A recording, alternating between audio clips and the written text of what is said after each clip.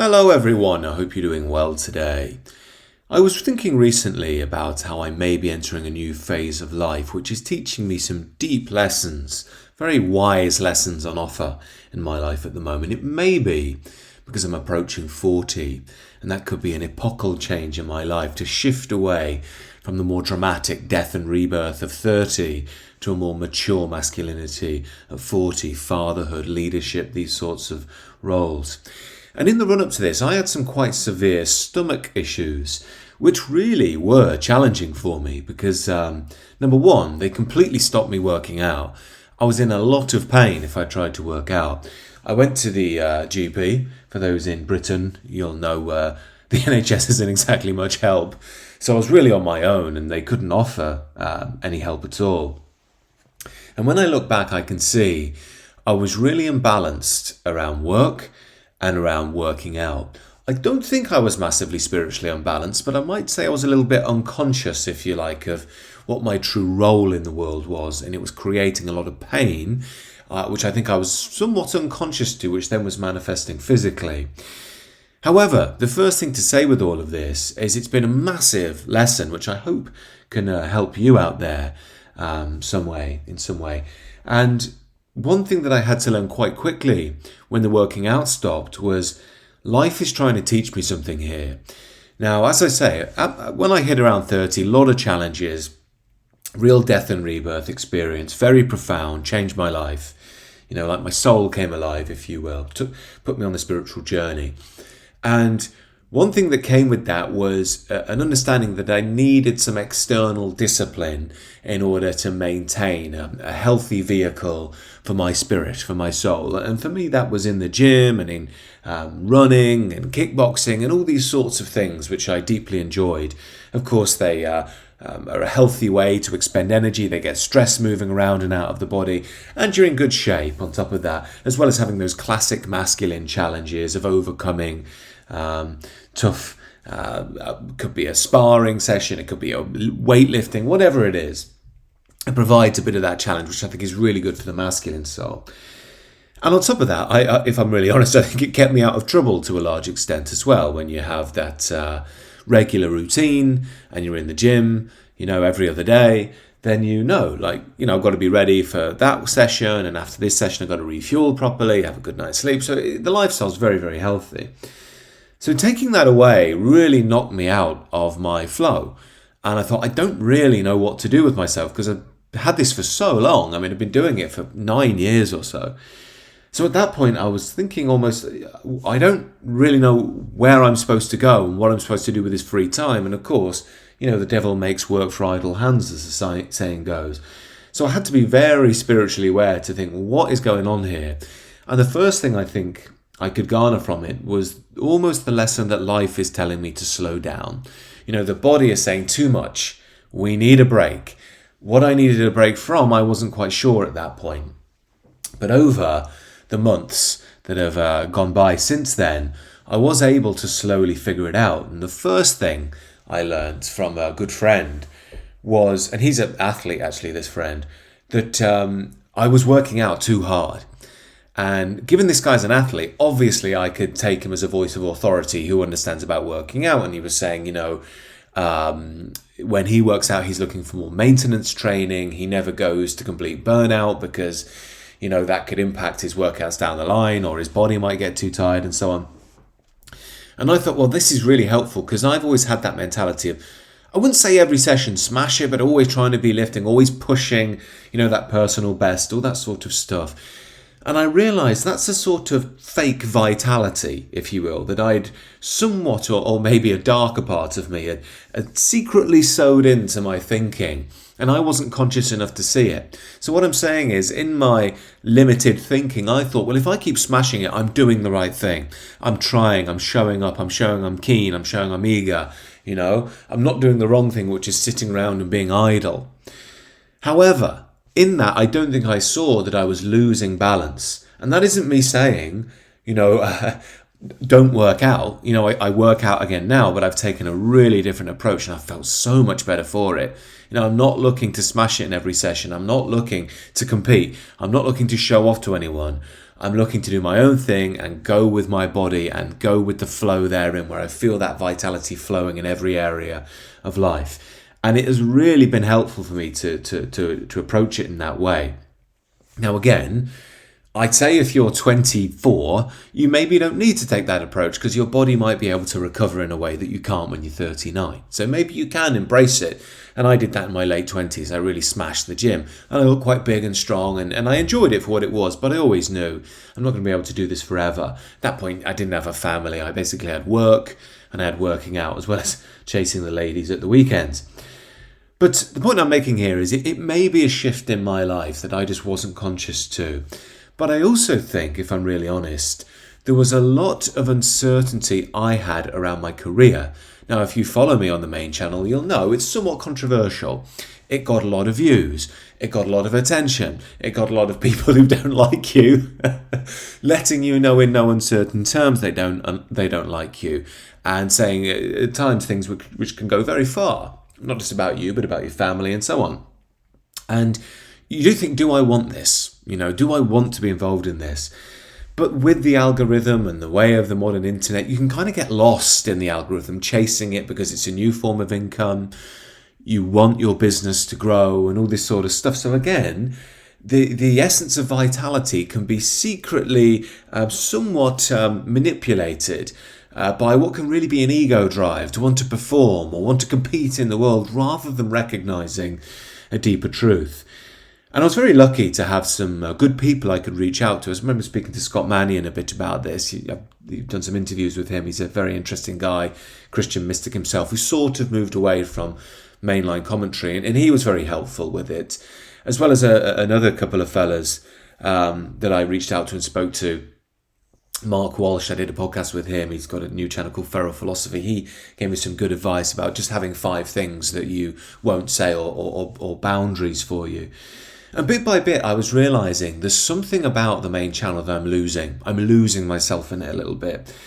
And I kind of had to drill down on what it was. And I think what it was for me was I was entering a world which is quite toxic. It's all about views. It's all about sensationalism. It's all about drama.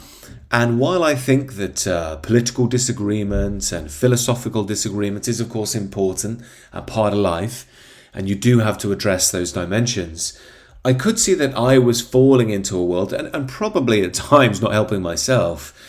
And it was making me somewhat imbalanced within. And I think that was probably because I wasn't following something which is true to me. Now, when I say that, I don't mean I disagreed with the political takes I was offering. What I mean is it was probably chasing the algorithm that was unhealthy. It was entering a world that I think was rooted around grabbing attention and maybe limiting the human being rather than seeing them in their totality. That goes for others and myself. And I did have a few experiences where I thought, yeah, do you know what? This is just not me. I could have gone down certain paths which would have led me into, I'm not saying I would have got that big, but which would have led me down to the kind of, the Piers Morgan cliche, the GB News cliche of yelly politics, of this endless, almost addictive cycle of people that just have got it in for each other. And I could see, this is just not me. This is not me. And I was very fortunate, as I say, to be able to speak with friends and with my wife as well, who knows me very well, obviously. And really just let that truth come out. Like, who am I? Where am I going? What's life calling forth from me? And in time, I could sort of start to figure that out. And I think I read this quote from Carl Jung recently, and I thought it's not directly related, but I think it gets to the heart of what I want to speak to. Quote, "The world is full of people suffering from the effects of their own unlived life. They become bitter, critical, or rigid, not because the world is cruel to them, but because they have betrayed their own inner possibilities. The artist who never makes art becomes cynical about those who do. The lover who never risks loving mocks romance. The thinker who never commits to a philosophy sneers at belief itself. And yet all of them suffer, because deep down they know the life they mock is the life they were meant to live." Now, I'm not saying I was necessarily mocking another life because I wasn't necessarily living it. I think what I was more ignoring a part of my soul. And what I did in trying to answer that soul was think I've got to bring in more of a spiritual element. Now, I'm always going to fall down this traditional spiritual line. It deeply appeals to me. Even before I was aware of traditionalist thinkers, I very much thought down those lines, which again is a sign that I was naturally falling into a greater, grander spiritual reality that was beyond my intellect. Now, of course, that meant that I made the changes I have done on the channel. And those of you that are regular viewers who are aware of what I'm doing across the board with the Substack and this channel and the main channel may have seen that shift over the past 6 to 12 months. And I think I'm almost at the completion of that shift. And I've got to say, I feel a lot better. I remember Scott Manning, we had a brief interaction not too long back, and he said, "How are you doing with everything?" And I said, "You know what, I feel so much better within." And again, it's because I'm following that truer, more vital path. I might not be getting the big views I was getting. I might not be getting the income from YouTube I could be getting, or the mass subscribers, or the mass attention, but I don't want it. I've realized I don't want it. I'm not in the shape I was 5 years ago either. But I've realized if it comes at too much of a cost for the pressure it's putting on my body, I don't want it. What I really want to is the vitality of my soul. And I hope you understand that I'm not trying to make any arguments here for you not trying or not striving. What I'm trying to make the argument for is striving in the right direction, striving in an aligned manner. And what that means for each of us is different. For you, it might mean going and entering the corporate world. I know I had to do that at one stage because I had to prove to myself I could do it. I had to learn to manage. I had to overcome some of my own lack of belief around what I could do about earning money and all this sort of stuff. I had to learn how to do public speaking. So while the corporate world wasn't for me in the long run, I learned a lot by entering it. There are many challenges there about what it means to work hard. I was there for 10 years, every day, 10 to 12-hour days. I learned a great deal about business, about the real world, if you will. It's not really the real world, but you get my point. So what I'm saying is there were still spiritual lessons there inside for me. And it may be that way for you too. But the point I'm making is the most important thing I found throughout my life isn't what you're doing necessarily. It's following the vitality that shows you what you have to do in a given period. I even think back to my early 20s when I was very wounded and damaged by some of my early life experiences, and I poured them into blaming the world. I felt it wasn't really woke at that stage. It was pre-woke. It was more critical theory. The Frankfurt School and things like that. Well, I was reading that at university, and I was using that frame to blame the world, because of my own shortcomings at that time. But maybe I had to. Maybe I had to go into it to understand what they were saying, to know what it feels like on the other side. Maybe that's become a vital part of what I'm doing now, and that hopefully I can offer insights which may not be the grandest out there, but can at least introduce people to a different way of viewing the world other than, they're my enemy, ergo they're evil. Now, sometimes that's true, but sometimes people are just misled. They're just naive, or they've just been brainwashed by a system which has told them the same as you've been told, but on the counter. And I've seen it on both sides. And again, I think this maybe took me to a place where I could understand traditionalism and traditional spirituality, not just in an intellectual sense, but in a practical, spiritual sense as well. And I just wanted to make a video on this because, again, while physically I'm not perfect yet, and while I've still got work to do, I'm not perfect, I'm aware of that, I do feel like I've moved in the right direction, and the spiritual piece and the physical piece that's come with it have been very notable. And as I always say, in the spiritual life, we kind of know we're on the right track when we feel a sense of peace. And let's not get lost in peace is the idea that we don't do anything and say, peace, man, let's just chill. That's a cliche, again, from modernity. Peace can mean being like a lion for you in a certain iteration. It might also mean being deeply still, letting the world go by for some time, not getting involved in what happens because you need to learn to let the world be the world. As I say, it's not about specific actions, it's about understanding the deeper principles. That's why I've said before, if you read the Gospels, it's very rare to hear Christ speak in real practical specifics. He much more often speaks in principles. This is why in the modern conversation, you'll get the left will argue, oh, Christ was saying love your neighbour, and the right will say, yeah, but Christ said what we need to do is have the narrow way. Now, both are true, But Christ isn't taking a political line on things. Again, it's confusion of the dualistic nature of modernity. What he's showing us is principles that we have to live by to figure out the world, and that is the true spiritual teaching in my eyes. I remember just quickly when I was going through this change with the channel, what I really want to do and what's really true for me. There was a fella who left a comment on the channel saying, "You're like a guy who comes down from the woods every day to share your views and then returns back." And I thought, that's exactly who I want to be. I don't want to be the guy who's front and center, arguing, yelling, who thrives on that. It's not for me. I don't like the modern media. I'm iffy about the modern online world as well. I prefer to do my own thing. I don't mind debates. I don't mind conversations, but with thoughtful, reasonable people, where you can actually have a long interaction, where you can really get deep into a topic.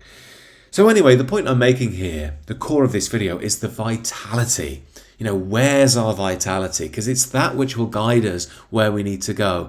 And that is different for all of us. So if you need to go and earn £1 million and you feel that's deeply true to you, then do it. Best of luck to you. If you feel you need to step away from the world of money and noise and drama or women, then step away from it. Again, it might mean the opposite. Maybe you have to learn about women and relationships, and there's something in there for you to step into. It was true for me at one stage in my life. But right now, I'm coming to this, I would say at the moment, it's all about balance, I think, is the message I'm getting from my soul. And almost something about me taking an active role in that balance, not necessarily stepping away, but more of a active role. Even archetypally speaking, it could be the heroic role. I'm not calling myself a hero with that. I'm saying there's something heroic about stepping into the transcendent form of spirituality. In my view, sometimes you have to be contemplative, sometimes active. So I hope this helps you out there, and I think this is a good way to think about our own lives and what we need to achieve, or at least we can learn what we need to achieve through life itself. As always, do let me know your thoughts below. Do consider joining this channel as well as the Substack link below. Have a monthly call coming up soon, and on top of that, I will be going into the group coaching as well. Maybe be looking at having some group coaching by the end of the year. If you're interested in individual coaching, do feel free to reach out as well. I'm going through the 7 steps at the moment, very much enjoying it. So if you're interested about that, do reach out. Do take care. I'll speak again soon.